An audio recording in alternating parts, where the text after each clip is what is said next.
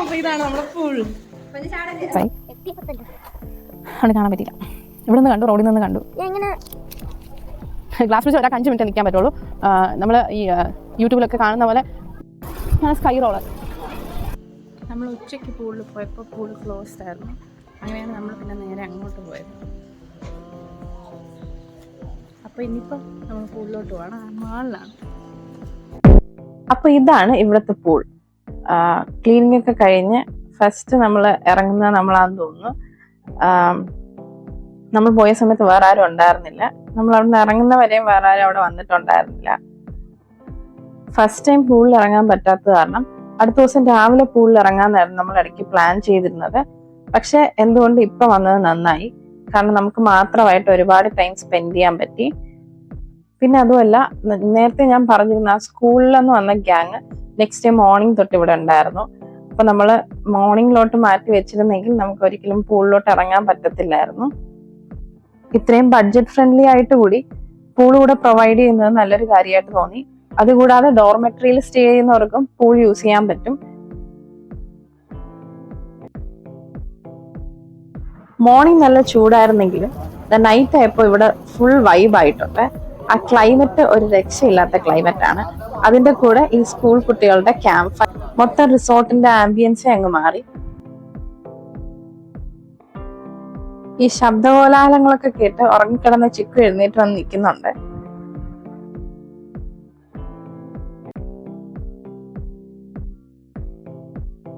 Night ഇവിടുന്ന് തന്നെ ഫുഡൊക്കെ ഓർഡർ ചെയ്ത് കഴിച്ചിട്ട് കിടന്ന് ഉറങ്ങാനായിരുന്നു പ്ലാൻ. അങ്ങനെ ഫുഡൊക്കെ വന്നിട്ടുണ്ട്. ചപ്പാത്തി, ഫ്രൈഡ് റൈസ്, അങ്ങനെ കണ്ണി കണ്ട എന്തൊക്കെയോ നമ്മൾ ഓർഡർ ചെയ്തു. ഒരു ആവറേജ് ഫുഡൊക്കെ ആയിരുന്നു ഞാൻ പ്രതീക്ഷിച്ചിരുന്നത്. പക്ഷെ ഫുഡും ഒരു രക്ഷയില്ല, അടിപൊളിയായിരുന്നു. നോർമലി നമ്മൾ റിസോർട്ടിലൊക്കെ സ്റ്റേ ചെയ്യുമ്പോൾ ഫുഡൊക്കെ കുറച്ച് ഓവർ പ്രൈസ്ഡ് ആയിരിക്കും. പക്ഷെ ഇവിടുത്തെ ഫുഡ് ഓവർ പ്രൈസ്ഡ് ഒന്നും ആയിരുന്നില്ല. നമ്മുടെ ഡിന്നറിന്റെയും നെക്സ്റ്റ് ഡേ മോർണിംഗ് ബ്രേക്ക്ഫാസ്റ്റിന്റെയും കൂടെ ചേർത്ത് നമുക്ക് ആകെ 1000 ആയിരുന്നു ബില്ല് വന്നത്. അപ്പൊ ഇതാണ് നമ്മുടെ കോട്ടേജിന്റെ ഡൈനിങ് ഏരിയ വരുന്നത്. അതിന്റെ സൈഡിലായിട്ട് ഒരു മിനി കിച്ചണും കൂടെ ഉണ്ട്.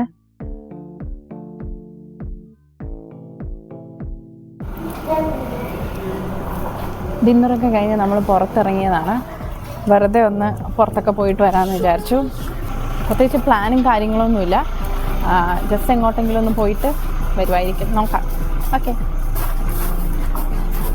എല്ലാവരും ഉണ്ട്. വാഗമൺ അഡ്വഞ്ചർ പാർക്കിനകത്ത് ഒരു വാട്ടർ ഷോയും ലൈറ്റ് ഷോയും ഒക്കെ ഉണ്ട്. അതിൻ്റെ ടൈമിംഗ് വരുന്നത് 6 to 9 ആണെന്ന് തോന്നുന്നു. പക്ഷെ നമ്മൾ അവിടെ എത്തിയപ്പോഴത്തേക്ക് അതൊക്കെ കഴിഞ്ഞു. നമുക്ക് അതിനെക്കുറിച്ച് വലിയ ഐഡിയ ഒന്നും ഉണ്ടായിരുന്നില്ല.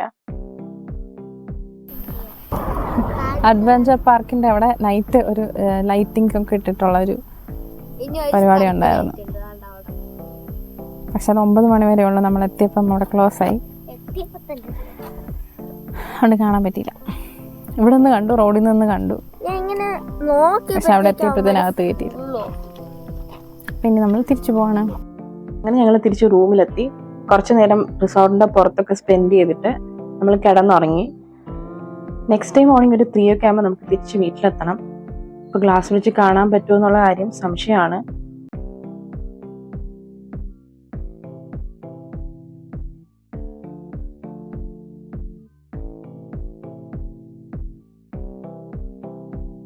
നെക്സ്റ്റ് ഡേ മോർണിംഗ് നമ്മൾ റെഡി ആയിട്ട് ബ്രേക്ക്ഫാസ്റ്റ് കഴിക്കുകയാണ്.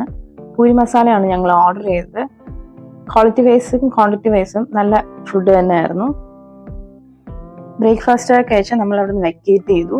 നമ്മുടെ ഒരു ദിവസത്തെ സ്റ്റേക്ക് 2 ഫാമിലിക്കും കൂടെ ഇൻക്ലൂഡിങ് ഫുഡ് 6000 ആയിരുന്നു ആയത്. ഒരു ഫാമിലിക്ക് 3000 ആയിട്ടുള്ളൂ.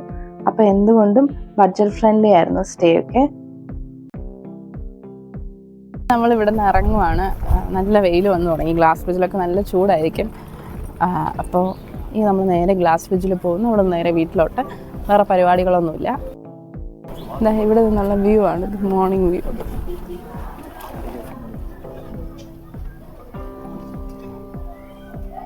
ഇവിടെ എല്ലാ റൂമിലും നമ്മൾ ഇവിടുന്ന് ടിക്കറ്റ് എടുത്തിട്ട് ഉള്ളിലോട്ട് കയറണം.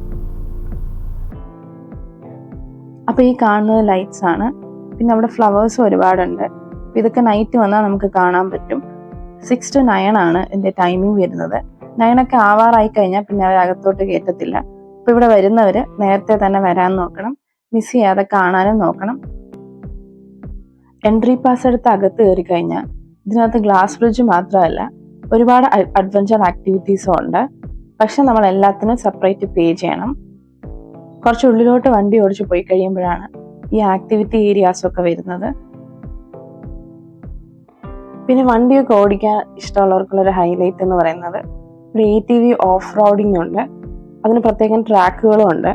അപ്പം അതിനൊക്കെ നമ്മൾ സെപ്പറേറ്റ് പേ ചെയ്ത് അതിന് താല്പര്യമുള്ളവർക്ക് അതിനൊക്കെ പോവാം. ശരിക്കും പറഞ്ഞാൽ ഒരു 1 ഡേ ഫുൾ നമുക്കിവിടെ സ്പെൻഡ് ചെയ്യാൻ പറ്റും. നമ്മൾ ഈ പോകുന്ന വഴിക്കൊക്കെ ഓരോ ആക്ടിവിറ്റി ഏരിയാസ് ഉണ്ട്. അതിൽ ബോട്ടിങ് ഇൻക്ലൂഡഡ് ആണ്. റിവറിന് അക്രോസ് ആയിട്ടുള്ള സൈക്ലിംഗ് ഉണ്ട്. ഈ കാണുന്നതാണ് ബോട്ടിങ്ങിൻ്റെ ഏരിയ. അതിൻ്റെ സൈഡിലായിട്ട് കുറേ കുട്ടവഞ്ചികളും ചെറിയ ബോട്ടുകളൊക്കെ ഒതുക്കിയിട്ടിരിക്കുന്നത് കാണാൻ പറ്റും. 9 മണിക്കാണ് ടിക്കറ്റൊക്കെ കൊടുത്തു തുടങ്ങുന്നത്. നമ്മൾ കുറച്ച് നേരത്തെ എത്തി, അതുകൊണ്ട് തന്നെ ആക്ടിവിറ്റീസ് ഒന്നും സ്റ്റാർട്ട് ചെയ്തിട്ടുണ്ടായിരുന്നില്ല.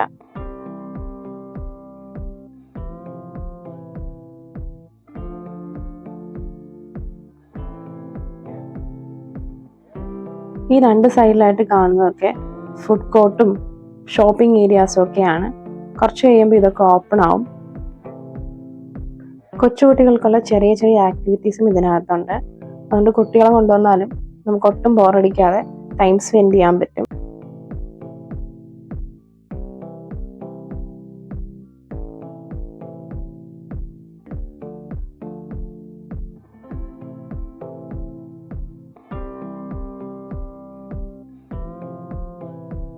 ആ കാണുന്നതാണ് ഗ്ലാസ് ബ്രിഡ്ജ്.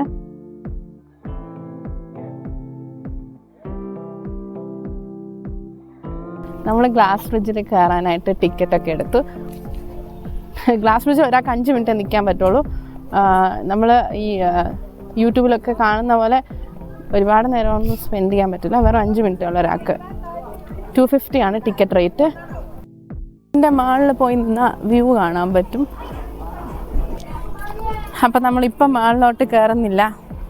ഇവിടുന്ന് കുറച്ച് ദൂരം നടന്നിട്ടാണ് ഗ്ലാസ് ബ്രിഡ്ജിലോട്ട് പോകാൻ പറ്റുക. ദേ കാണുന്നതാണ് ഗ്ലാസ് ബ്രിഡ്ജ്.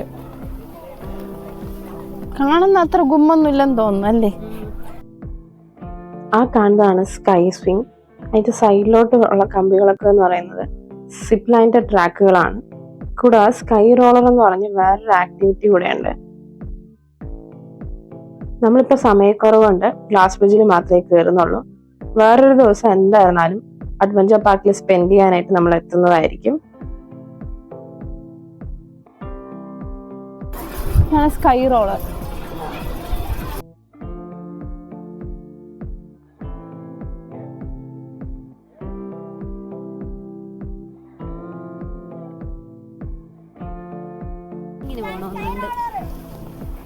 ഇവിടെ എല്ലാത്തിനും സെപ്പറേറ്റ് ടിക്കറ്റ് എടുക്കണം. അവിടെ ആരോ പറയണ കേട്ടു, ഒരാൾക്ക് എല്ലാത്തിലും കയറണമെങ്കിൽ ഈച്ച് പേഴ്സൺ 3000 ഉണ്ടെങ്കിൽ എല്ലാവർക്കും കയറാം. 3000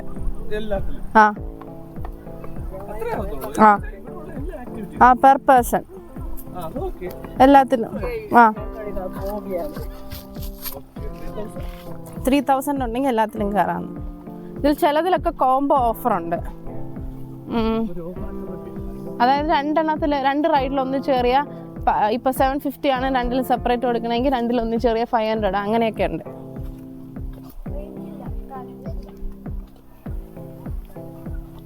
എനിക്ക് ടിക്കറ്റ് കൊടുത്താൽ കയറ്റുമായിരിക്കും ചേച്ചി. ഇവിടെ ഇപ്പം തിരക്കില്ല.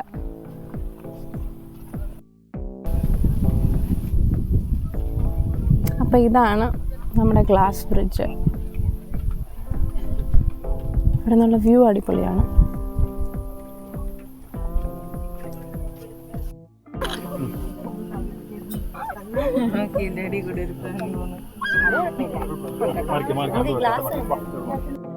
ശരിക്കും പറഞ്ഞാൽ ഇതിൽ നടക്കുമ്പോൾ നമുക്ക് പേടി തോന്നും കേട്ടോ.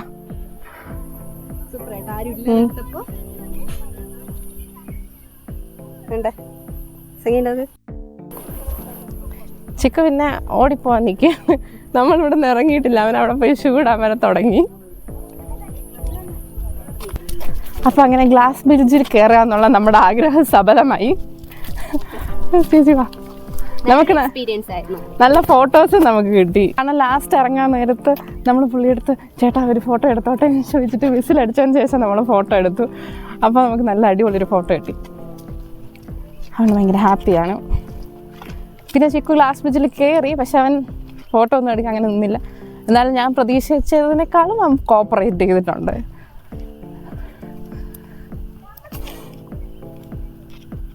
അപ്പം ഇനി നേരെ വീട്ടിലോട്ടാണ്. അടുത്തൊരു ട്രിപ്പുമായിട്ട് കാണുന്നവരെ ടാറ്റാ ബൈ ബൈ.